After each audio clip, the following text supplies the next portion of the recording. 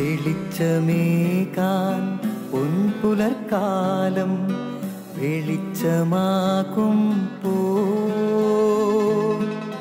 നുറുങ്ങുവെട്ടം പക്ഷിപരാഗം തെളിച്ചു കാട്ടുമ്പോ വരുന്നു ദൈവം മനസ്സിനുള്ളിൽ തിളക്കമേകിടാൻ തരുന്നു ധ്യാന പ്രകാശമാർക്കും വിളക്ക് വയ്ക്കുമ്പോൾ നുറുങ്ങുവെട്ടം ഇറങ്ങിടട്ടെ ഹൃദന്തമെല്ലാം യുഗപ്രകാശത്താൽ മറഞ്ഞിടട്ടെ മനാന്ധകാരം യുഗപ്രസാദത്താൽ നുറുങ്ങുവെട്ടം.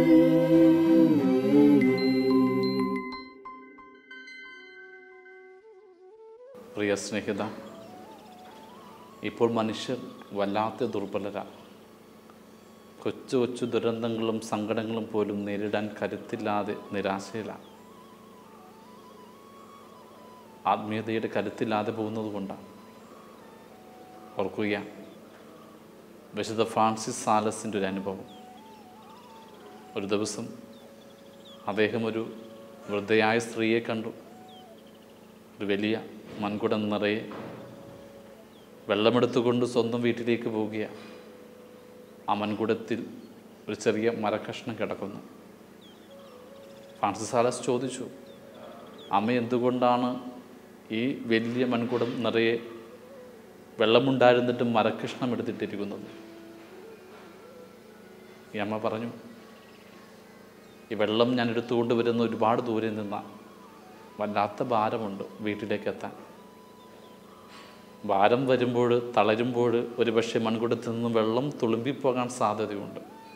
ഞാൻ തുളുമ്പാതിരിക്കാൻ ഞാൻ ഈ മരക്കഷ്ണം വിട്ടിരിക്കുന്നത്. ഈ അമ്മയുടെ വാക്ക് ഒരുപാട് പ്രചോദിപ്പിച്ചു ഫ്രാൻസിസ് സാലസിനെ. അദ്ദേഹം സ്വന്തം മേടിലേക്ക് പോയി സ്വന്തം സുഹൃത്തിനൊരു കത്തെഴുതി. പ്രിയ സ്നേഹിത, നിൻ്റെ ജീവിതത്തിൽ സഹനങ്ങൾ ഒരുപാട് ഉണ്ടാകുമ്പോൾ, ദുരന്തം നിന്നെ തകർക്കുമ്പോൾ, ജീവിതം തുളുമ്പിപ്പോകുമെന്ന അവസ്ഥ വരുമ്പോഴെങ്കിലും ക്രിസ്തുവിൻ്റെ മരക്കുരിശിലേക്കൊന്ന് നോക്കുക.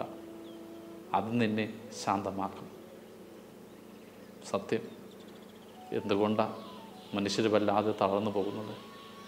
കൊച്ചു കൊച്ചു ദുരന്തങ്ങൾ പോലും നേരിടാനായിട്ട് അവർക്ക് കരുത്തോ ആർജവത്വമോ ഇല്ലാതെ പോകുന്നത് ക്രിസ്തുവിൻ്റെ സഹനമരണത്തെ ധ്യാനിക്കാൻ കരുത്തില്ലാത്തതുകൊണ്ടാണ്.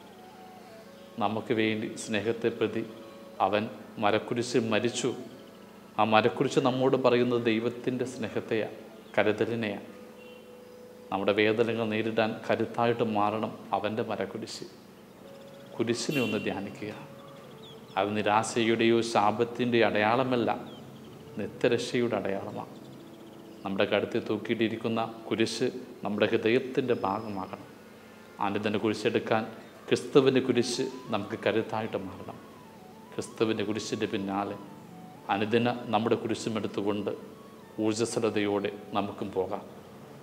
ദൈവം അനുഗ്രഹിക്കട്ടെ.